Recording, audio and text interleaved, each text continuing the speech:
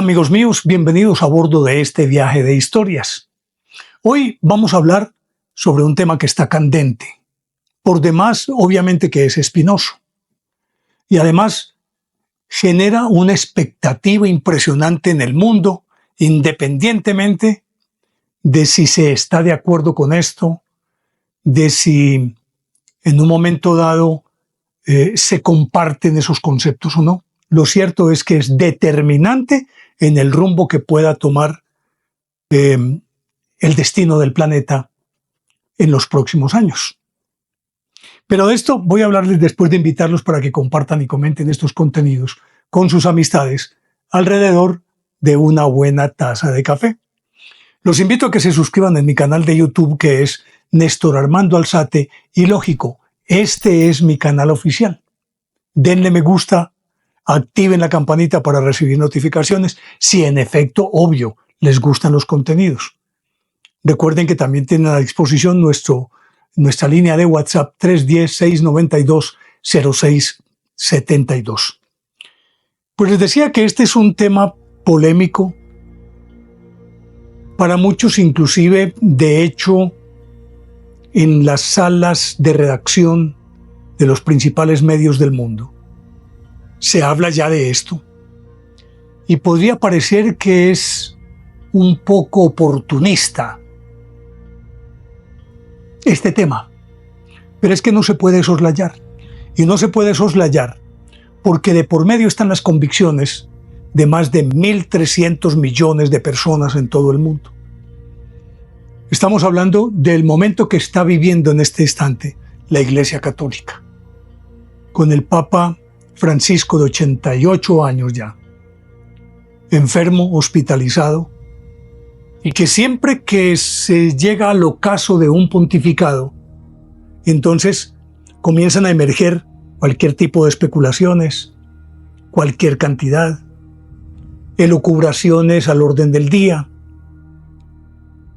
Y obviamente que esto concita el interés, naturalmente estimula el interés de las personas que leen o que buscan noticias. Y quiérase que no, lo que está ocurriendo es algo que ya quienes hemos tenido la oportunidad de estar o ser conscientes de varios papados, sabemos que siempre ha sido una constante. Por lo menos en mi caso, que yo recuerde, soy consciente desde la muerte de Pío XII. Era yo muy pequeño, tenía 5 o 6 años.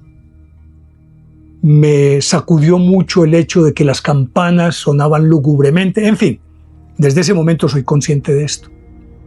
Y ya de mayor, o siendo muy joven, no sé por qué, me aficioné a estudiar la historia de la Iglesia. Y luego de observar algunos parámetros, características que se vuelven un denominador común, me encontré con que el promedio de un pontificado es más o menos de 7.3 años. Particularmente en el siglo XX se ha ido alargando esto. Pero habitualmente ese es más o menos el tiempo que dura un pontificado. Ha sido así a lo largo de la historia.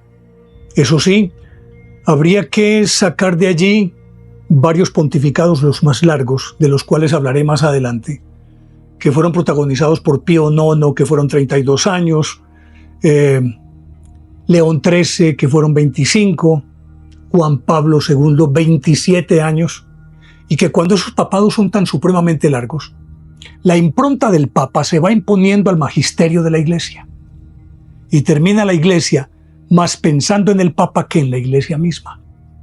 Y habitualmente después de un pontificado largo, viene lo que se llama un pontificado de transición, es decir, un Papa cuya expectativa de vida no sea muy alta. Porque con eso, cuando llega un Papa de estas características, lo que se intenta es que la Iglesia se reacomode y que de pronto eclipse un poquito la impronta dejada por el Papa anterior y vuelva a la Iglesia a ser la gran protagonista. Pues en el siglo XX fueron 9 papas. El último que pisó el umbral del siglo XX fue León XIII, que murió a los 93 años. Y estaba reinando en la Iglesia desde 1878. Se caracterizó por ser un hombre de un profundo sentimiento social y de hecho escribió una de las encíclicas más importantes de la historia, que Rerum Novarum, que significa acerca de las nuevas cosas, algo así por el estilo. Murió en 1903. Luego llegó el Papa Pío X, que fue llamado el Papa de la Eucaristía porque trató de revitalizar la Eucaristía. Le tocó, él se llamaba, León XIII era Gioacchino Pecci. Ahora llega Pío X, Giuseppe Melchiorre Sarto, que llegó en agosto de 1903. Y resulta que él enfrentaba una creciente oleada de laicismo que estaba abandonando la Iglesia y luchó contracorriente contra esto. Y se considera que fue uno de los más radicales y más tradicionalistas de la historia. Luego llegó Benedicto XV, que fue el Papa de la Primera Guerra Mundial, que se llamaba Giacomo Paolo Battista della Chiesa, y que llegó en 1914. Recién comenzaba la guerra, septiembre de 1914. Le tocó capotear la guerra y, sin embargo, mantuvo neutral a la Iglesia, porque los dos bandos intentaban atraerla a ella para legitimarse como la causa justa. Él no cayó en esa trampa.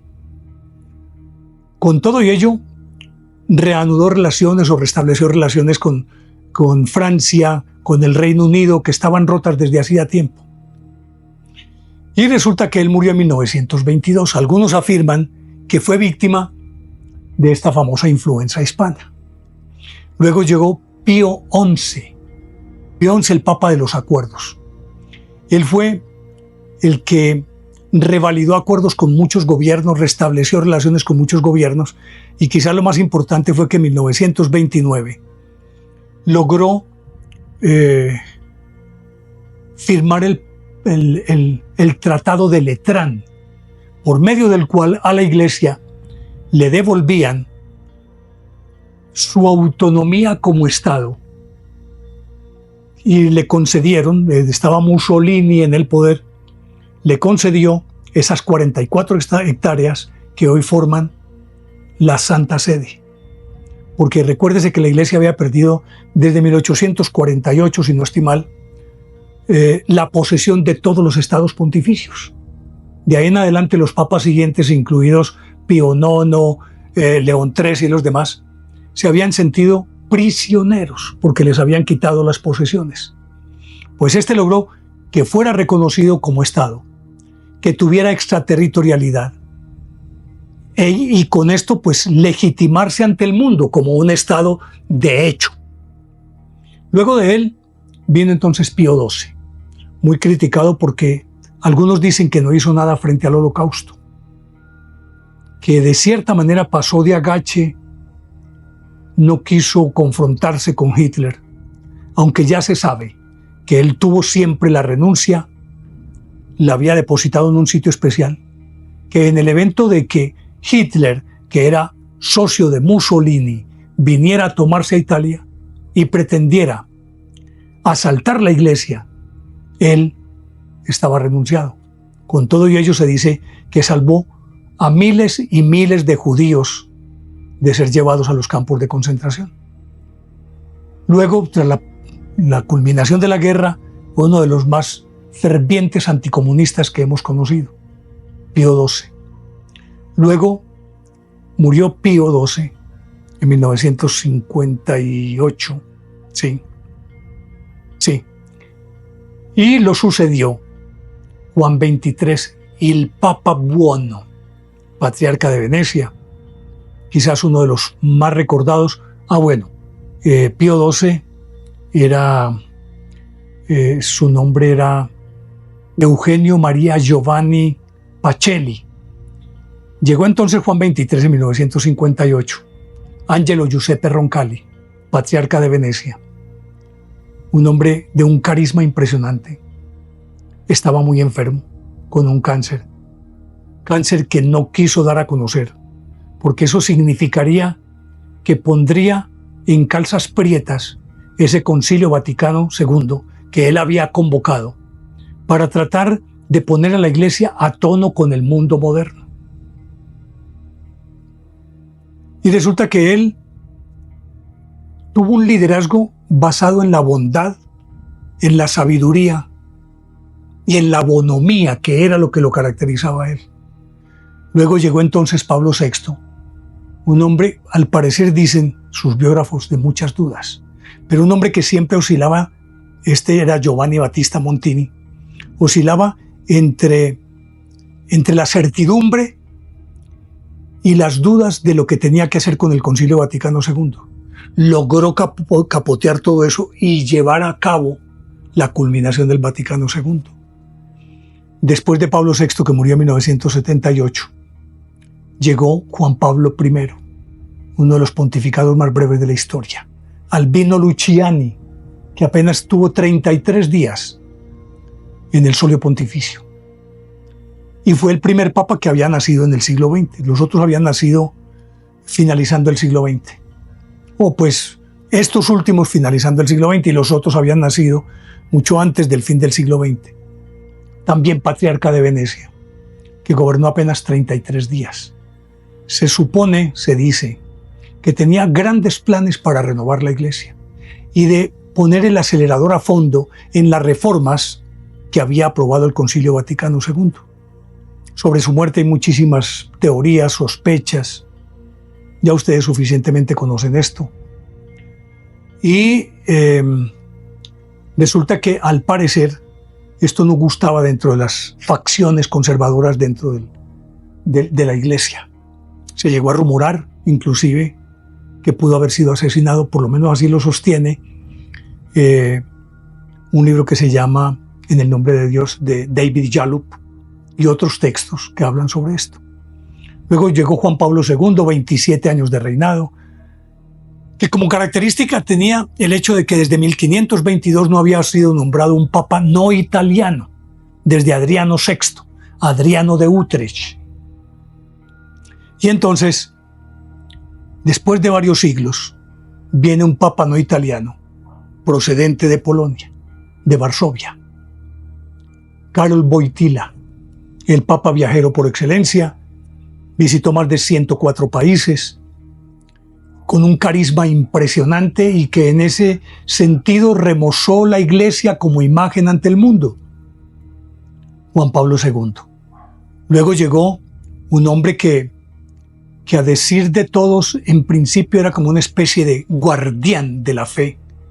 Y luego, cuando llegó al pontificado, si bien es cierto que no abandonó su posición primaria, básica, de todas maneras sí tuvo una cierta flexibilidad y se abrió. Y era Benedicto XVI en el 2005, que fue coronado con el nombre de Benedicto XVI, Joseph Ratzinger de Alemania. Luego llegó el actual Papa Jorge Mario Bergoglio, también extranjero, argentino, que llegó en 2013 y es quien en este momento está muy delicado de salud. Se puede observar 3 papas no italianos enseguidilla, algo que era impensable a mediados del siglo XX. Eso era impensable, porque se asumía que era casi como un privilegio, una potestad, que todos los papas tenían que ser italianos. Pues ahí se rompió esa hegemonía. Y lógicamente con estos 3 papados que le dieron un aire mucho más universal a la Iglesia, abrió mucho más a la Iglesia a los 5 continentes, dejó abierta la posibilidad, y no solamente la posibilidad, sino la enorme posibilidad de que llegase otro que no fuera necesariamente italiano, que es en este momento una de las cosas que se debaten también. Hecho este resumen de esos papas del siglo XX, pueden ver ustedes que uno con otro, dado ese promedio del que estábamos hablando al principio, pueden encajar dentro de esos 7 años y medio más o menos. que los dos últimos, o sea, Ratzinger y Bergoglio, fueron elegidos como papas de transición por su edad avanzada en el momento en que accedieron al trono de San Pedro. Se asumía que un papa como Bergoglio, que llegó, tiene 13, 14 años, va a cumplir de papado y está en los 88 años, se asumía que su papado tendría que ser corto. Sin embargo, lleva 14 años. Y Ratzinger, de 2005 a 2013, tampoco cumplió con la media de aquellos papas que son considerados de transición. Pero resulta que en todo este siglo XX, que fue un siglo telúrico en todos los órdenes, que inclusive cuando el cónclave que habría de elegir al Papa Benedicto XV en 1914, tuvieron que cruzar a Europa bajo fuego, en plena guerra.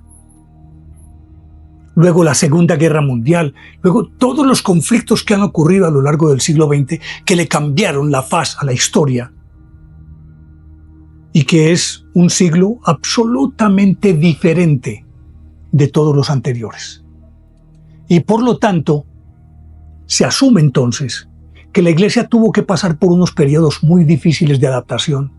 Aquel León XIII con su movimiento social, Pío X tratando de regresar la Iglesia a la ortodoxia de la Edad Media, del Renacimiento.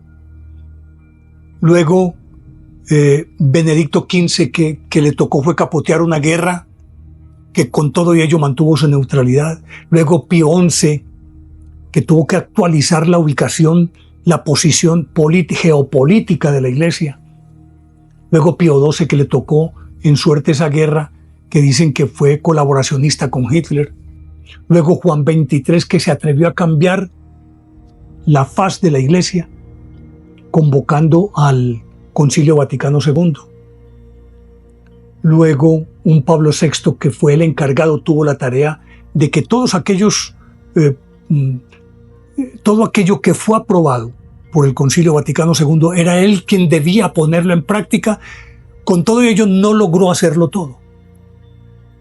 Y siempre estuvo entre dos aguas, entre lo tradicional y lo que había que hacer de acuerdo con lo prescrito por el Concilio Vaticano II, y se le ha criticado eso.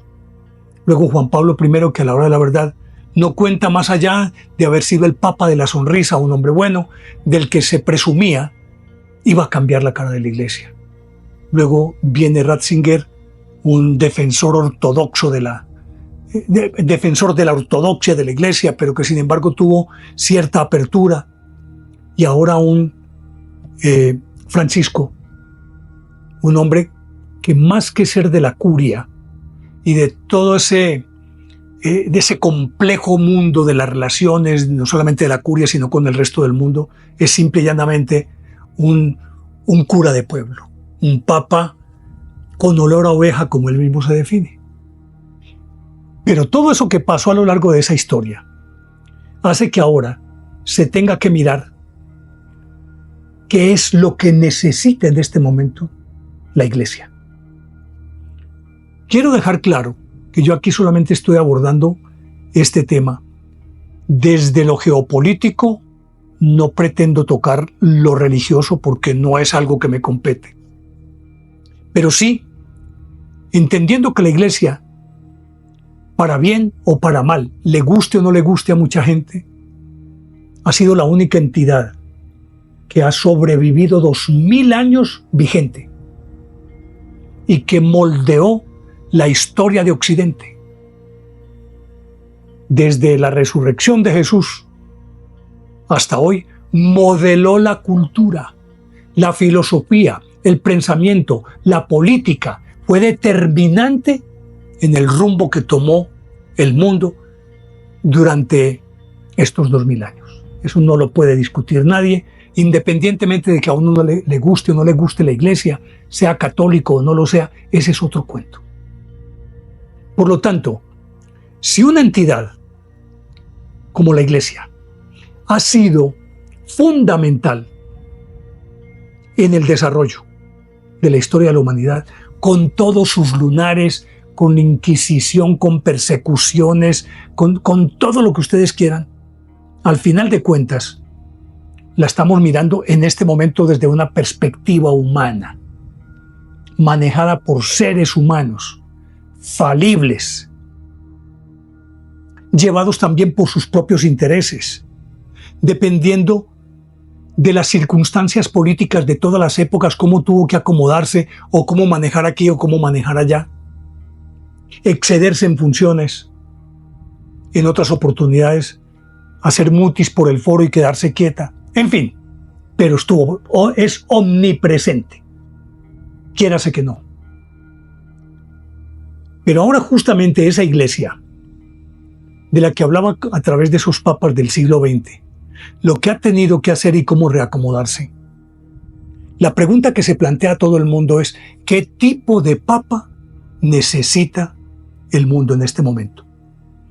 Y cuando hablo de ese tipo de papa, no estoy hablando de la cabeza de una iglesia. Estoy hablando de una autoridad moral, que esa ha sido una característica, para bien o para mal, con hombres demasiado discutibles como pastores a lo largo de toda la historia, de hombres supremamente santos, de hombres muy sabios, de hombres muy soberbios. Todo eso mezclado ahí, porque es una institución, si bien es cierto, como dicen los católicos, es de origen divino, ha sido manejada por seres humanos. Pero aún así, a pesar de todos los errores cometidos y de todos los aciertos, sigue siendo un faro y por lo tanto su cabeza una autoridad moral. Entonces ahora la discusión que se está dando es ¿qué tipo de papa necesita la iglesia? Yo escribí un texto hace ya algún tiempo, que lo tengo aquí, y que tiene que ver justamente con ese perfil. Voy a sacar algunas cosas para que ustedes entiendan de la investigación que yo hice, de todo lo que saqué. He llegado como a esta conclusión de que por aquí, no necesariamente lo que yo digo debe ser, sino que por ese lado es por donde se tienen que mover los electores. O sea, los cardenales menores de 80 años. Eso será harina de otro costal. Pero ellos tendrán que tener en cuenta varias cosas. Se les voy a decir. Los vaticanistas veteranos afirman que el nuevo papa debe ser un compendio, la suma de quienes lo han antecedido desde el Concilio Vaticano II para acá. Entonces afirman que debe tener la certidumbre y la bondad de Juan XXIII, la mesura y conciliación de Pablo VI, la sonrisa y optimismo de Juan Pablo I, la autoridad y liderazgo de Juan Pablo II, la sabiduría y prudencia de Benedicto XVI y el olor a oveja de Francisco. Y afirman que son necesarios estos atributos para reencauzar la Iglesia en este mar tempestuoso en el que está navegando, entendido el mar tempestuoso, el mundo como un mar tempestuoso en el que está navegando en este momento la Iglesia, y hacia dónde se debe dirigir. Por lo tanto, es muy importante quién va a tomar el timón de esa barca. Y entonces, afirman que dentro de todo esto que yo estoy diciendo, de ese proceloso mar, utilizando un arcaísmo que es aquello de proceloso, dicen que tiene que navegar entre el relativismo ético y espiritual, la desbordada secularización de Occidente, la velada presión de uno de los sectores de la Iglesia hacia una forma de gobierno colegiado, la dramática mengua de las vocaciones sacerdotales, el rol de las mujeres en la Iglesia, el siempre cuestionado celibato, la reclamada comunión para los divorciados y vueltos a casar. La erradicación sin contemplaciones de la pederastia. Los matrimonios entre individuos del mismo sexo. La competencia con las iglesias evangélicas. El anhelado pero discutido ecumenismo, por el que tanto hicieron Juan Pablo I y ahora Francisco. Perdón, Juan Pablo II y ahora Francisco. La irrupción agresiva del islamismo extremista. Las persecuciones religiosas y políticas. En ese mar es en el que tiene que navegar el que sea el próximo papa. Y habrá de contemplar también los otros problemas que están ahí en ciernes. Entre ellos, el que la humanidad haya sido encerrada por más de un año y que esa puerta cerrada que se abrió para dar lugar a retomar, es decir, relativamente la vida normal de antes. Y que justamente eso ha golpeado el sistema de la salud en todo el planeta y ha influido en las relaciones sociales, afectivas, laborales. Y a eso hay que sumarle algo que siempre Francisco señala, el Papa Francisco: la salvaje globalización económica que en su provecho está sacrificando al planeta, su medio ambiente y a todas sus criaturas. Recordemos que él publicó una encíclica llamada Laudato Si, en torno a la madre tierra y el medio ambiente.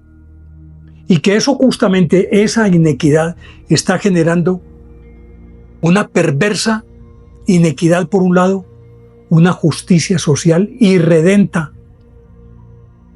Y eso a su vez ha derivado en la peor y más voluminosa avalancha de refugiados hambrientos y desesperanzados de toda la historia de la humanidad. Entonces, ante un panorama tan supremamente complejo, se habla de un hombre providencial,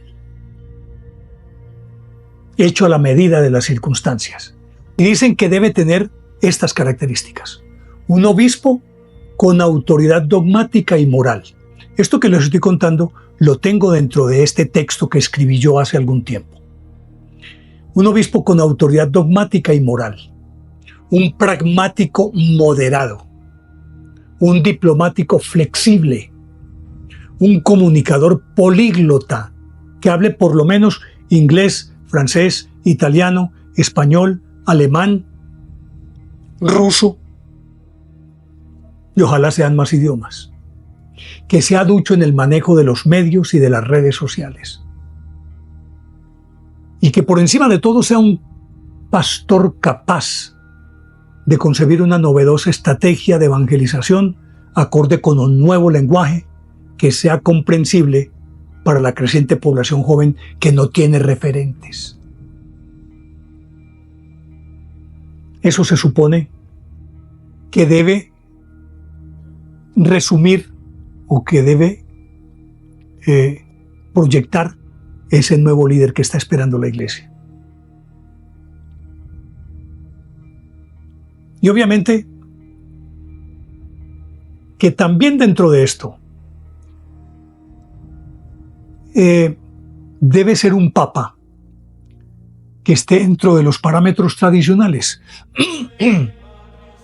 Si ya se supone que han sido dos papados relativamente largos en cuanto a tiempo, pero cortos frente a las expectativas que se han tenido, el de Benedicto y el de Francisco. Se asume que ahora debe venir un papa con el suficiente vigor y juventud, entre comillas, para que lidere este cambio de milenio y lleve a la Iglesia a ser protagonista, pero desde una novedosa actualidad en la que no riña con nada de lo que está ocurriendo, pero al mismo tiempo sea un faro que vaya alumbrando el rumbo. Entonces dicen, que quien en este momento debe ser elegido papa debe ser un hombre joven dentro de ese contexto o dentro de ese pensamiento de lo que es el colegio cardenalicio. O sea, un hombre entre unos 65 y unos 70 años. 65 le daría una expectativa de pontificado de 15, 18 años. 65, 75 a 80. Que esté entre 65 y 75. Tirando más hacia 65. Que tenga muy buena salud, de una enorme fortaleza, de un liderazgo a flor de piel, carismático, creíble y que sea querido y querible, aunque ese término me lo acabo de inventar yo ahí, y admirado, y que produzca confianza, y que todas estas condiciones le permitan a este nuevo Papa retomar un poco lo del pontificado de Juan Pablo II, aunque de ahí en adelante ha sido una constante que los papas han sido viajeros. Francisco mucho más que Ratzinger, claro que sí. Francisco lleva más o menos hasta el último que me di cuenta, en el que yo participé como conductor de esas transmisiones en Televid, iba en 40 viajes. Después de eso, yo creo que son 5 o 7 viajes más. Por lo tanto, mantuvo la constante de la necesidad de que el Papa saliera de la Santa Sede y fuera a la periferia del mundo, como lo afirma el Papa Francisco. Por lo tanto, este que viene debe ser un hombre dispuesto a viajar constantemente por todo el mundo y a someterse a arduas jornadas de trabajo. Y que con esa característica él pueda remozar la estructura de la Iglesia. Pero ojo a esto. Ya para terminar, hay un problema. La composición del colegio cardenalicio en este momento da a entender que Europa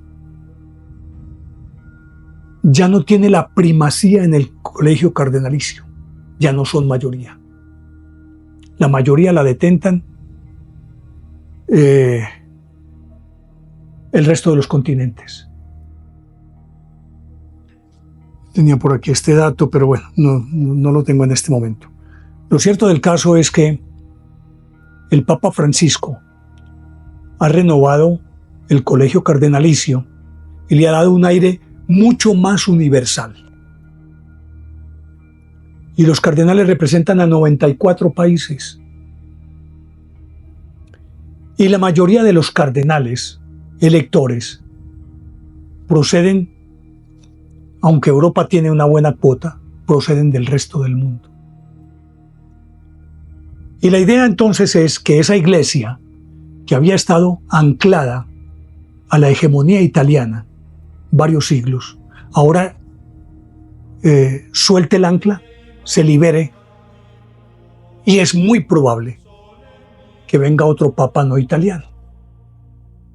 Aunque en este momento toma mucha fuerza un hombre que es muy sensato, muy prudente, un diplomático, un hombre curial, que conoce la curia, y que es Pietro Parolin, el secretario de Estado. Pero de eso hablaremos en otra oportunidad. Lo que sucede es que en el momento de elegir tienen que contemplar algunas variables.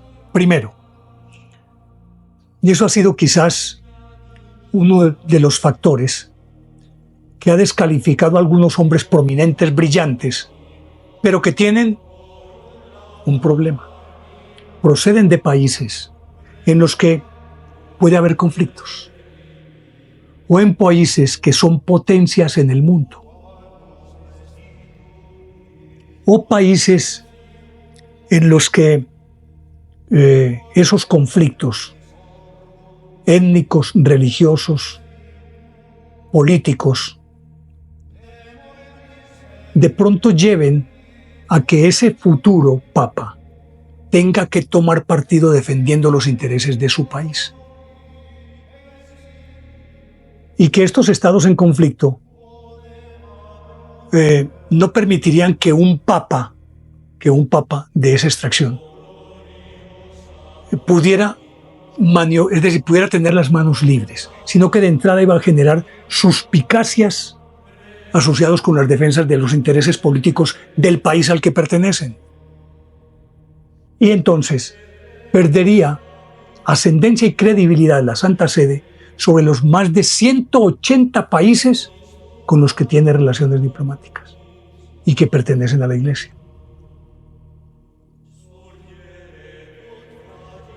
Así las cosas, es muy improbable que pueda aparecer un papa estadounidense, por ejemplo, o que pueda aparecer un papa, a ver, ¿quién más? ¿De qué otros países? Ruso. Lógico, porque allá impera es la Iglesia ortodoxa, lo cual no significa que no puedan elegir a alguien de allá. En suma, es que aquellos países que son, diríamos, la potencia en el mundo, que tienen una permanente incidencia en las decisiones que se toman en el planeta, probablemente ninguna de ellas tendrá un papa. No lo podrá tener por esas circunstancias. No lo podrá tener. Algunos afirman que la tendencia mira hacia países del tercer mundo, teniendo como antecedente que ya Latinoamérica tuvo su primer papa, el Papa Francisco. Y se barajan nombres muy interesantes. Pero aquellos que tienen poder, y cuando digo esto poder también me refiero a algunos cardenales que manejan arquidiócesis superpoderosas, arquidiócesis de muchísimo peso en el mundo, no estarán tampoco. Lo único cierto es que en este momento es que la búsqueda de ese hombre que ha de manejar la Iglesia es la de la aguja en el pajar. Porque ¿qué va a imperar a la hora de la verdad? ¿Lo que tiene que ver con diplomacia, manejo geopolítico, o lo que tiene que ver con lo pastoral? ¿Cuál de las dos vertientes pesa más? Encontrar la fusión perfecta de un individuo que reúna las condiciones necesarias de lo geopolítico con lo pastoral es muy complicado. Se puede dar, sí, pero es complicado. O sea que en este momento estamos a la expectativa de lo que puede ocurrir. Pero ya también entre bambalinas, allá están preparándolo todo. Sea porque el Papa Francisco sea ya consciente que no puede manejar la Iglesia por sus limitaciones físicas, o persista y permanezca en el trono pontificio como lo hizo Juan Pablo II. Si el Papa se hace a un lado y queda como Papa emérito, viene un conclave. Y si muere, también viene el conclave. Hay que esperar a ver qué es lo que va a ocurrir.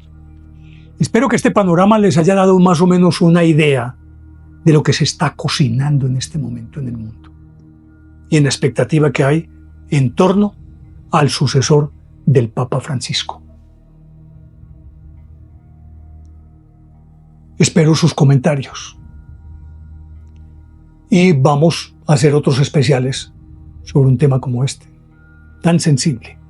Pero por lo pronto les dejo la inquietud de siempre. ¿Les parece lógica o ilógica esta historia? Son ustedes quienes deciden.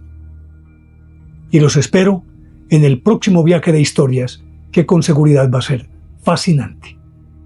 Chao.